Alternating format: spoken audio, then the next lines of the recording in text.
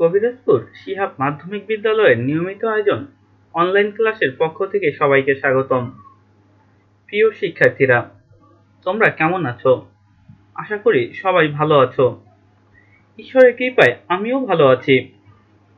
আজ আমি নবম দশম শ্রেণীর পদার্থবিজ্ঞান বিষয়ের ষষ্ঠ অধ্যায়ের উপরে সর্বশেষ ক্লাসটি নিতে যাচ্ছি।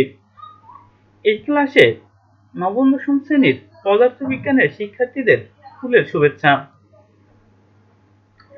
আজ আমরা এই ক্লাসে ষষ্ঠ অধ্যায়ের বিভিন্ন গাণিতিক সমস্যাগুলো নিয়ে আলোচনা করব। আশা করি ক্লাসটি তোমাদের কাজে আসবে। চলো আমরা আমাদের ক্লাসে ফিরে যাই। প্রথমেই আমরা একটি গাণিতিক সমস্যা দেখে নেই। দুইটি খুঁটির মধ্যবর্তী দূরত্ব 30 মিটার। খুঁটি দুটির সাথে 30.001 মিটার দৈর্ঘ্যের তামার তার যেদিন সংযোগ দেওয়া হয়েছিল ওই দিন বায়ুর তাপমাত্রা ছিল 30 ডিগ্রি সেলসিয়াস। তামার দৈর্ঘ্য প্রসারণ সহগ 16.7 × 10⁻⁻6 কেলভিন ইনভার্স 1। শীতকালে যেদিন বায়ুর তাপমাত্রা 4 ডিগ্রি সেলসিয়াস হলো সেদিন তারটি ছিঁড়ে গেল। আমরা সৃজনশীল অংশের জন্য ক নম্বরের প্রশ্নটি দেখে নেই। পানির তড়িৎবিন্দু সংজ্ঞা দাও।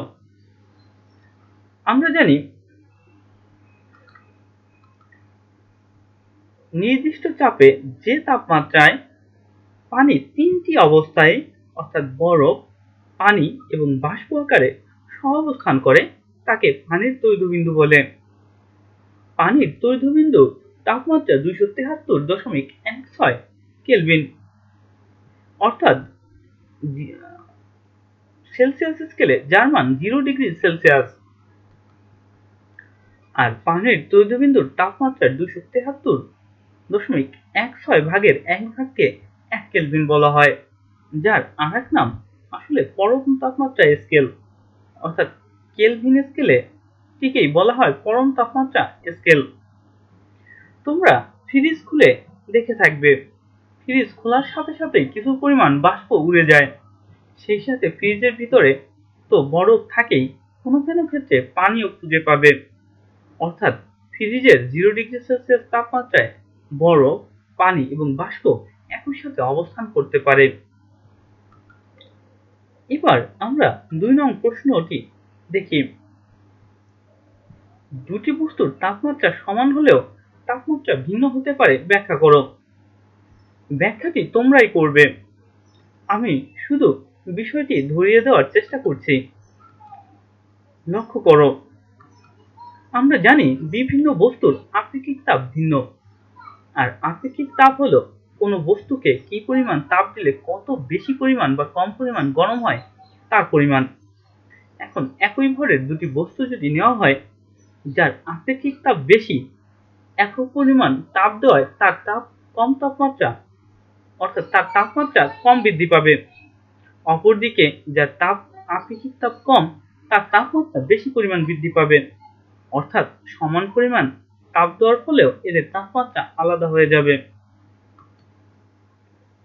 এক্ষেত্রে যার যদি S1 এর মান বেশি হয় তাহলে দ্বিতীয় বস্তুটির তাপমাত্রা বেশি বৃদ্ধি পায়। এবার আমরা একটি সোজা গাণিতিক সমস্যা দেখি। গ নম্বরের প্রশ্ন হলো, ওই দিন বায়ুর তাপমাত্রাকে ফারেনহাইট স্কেলে প্রকাশ করতে হবে। আমরা এক্ষেত্রে লক্ষ্য করি ফারেনহাইট স্কেল এবং সেলসিয়াস স্কেলের মধ্যে সম্পর্কটি ছিল Tc/5 = Tf-32/9।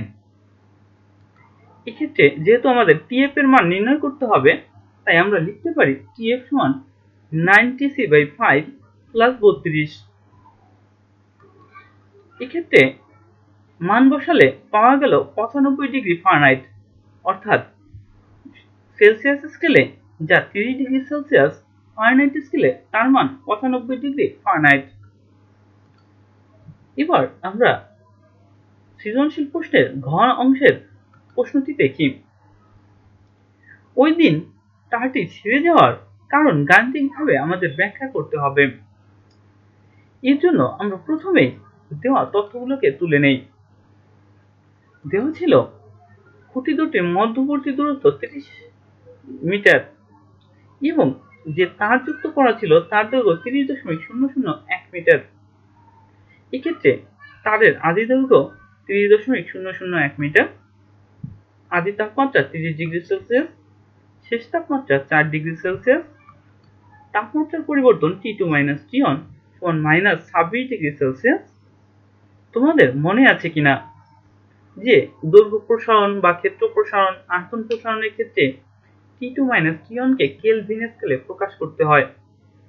আর এই অধ্যায়ের প্রথম ভিডিওটিতে আমি দেখিয়েছিলাম সেলসিয়াস এবং কেলভিন স্কেলে তাপমাত্রার পরিবর্তন সমান হয়, অর্থাৎ এদের মান সমান। তাই এক্ষেত্রে -26 ডিগ্রি সেলসিয়াস হবে -26 ডিগ্রি কেলভিন। এবং দৈর্ঘ্য প্রসারণ সহ দেওয়া আছে। এক্ষেত্রে আমরা তারটির শেষ দৈর্ঘ্য নির্ণয় করব। আমরা সূত্রটি লিখলাম।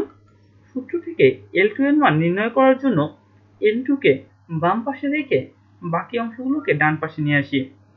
এবার মান বসিয়ে দিলাম। এতে মান পাওয়া গেল 29.989 মিটার। অর্থাৎ খুঁটি দুটির দৈর্ঘ্য যেখানে 30 মিটার, সেখানে তার এর দৈর্ঘ্য হ্রাস পেয়ে হয়ে যাবে 29.989 মিটার। যেহেতু কম দৈর্ঘ্যের তার দ্বারা বেশি দৈর্ঘ্যের খুঁটি বা বেশি দূরত্বের খুঁটি সংযোগ দেওয়া সম্ভব নয়, তাই এক্ষেত্রে তারটি ছিঁড়ে যাবে। তোমরা এই বিষয়গুলো কিন্তু বাস্তবেও দেখেছো। আমাদের চারপাশে যে বৈদ্যুতিক লাইনগুলো টানা হয় তার কিন্তু সবসময় ঢিলে করে দেওয়া হয়। তবে শীতকালে তোমরা লক্ষ্য করবে এই তারগুলো অনেকটা টান টান হয়ে যায়। তাপমাত্রা হ্রাস পাওয়ার কারণে তারগুলো সংকুচিত হয়, ফলে এগুলো টান টান হয়ে যায়।